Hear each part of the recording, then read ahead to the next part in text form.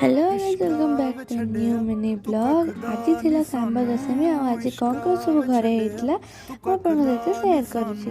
Fast मामा और aunty मिसिकी ये पूजा करुले। Fast अर्घ्य बढ़ाई ठाकुर को फल मूल नड़िया एमती सब बढ़ाई भोग एमती सकाल पूजा पाखापाखि सरिया आसला। आंटी मामा दिज मिसिकी पूजा करुले।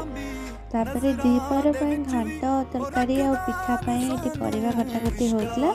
मामा से बन सारी द्विपहर पिठा घाट तरकारी आ मिठा एमती सब भोग लगी। भोग लगी सारापर मामा ठाकुर को बंदेदेले। आम मान समस्त बंदेदेला ये समस्त आम मुंडिया मारिनेलु।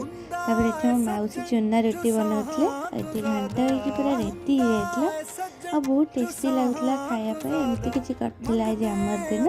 आपण दिन केमती कटला निहाती कहबे। बाय।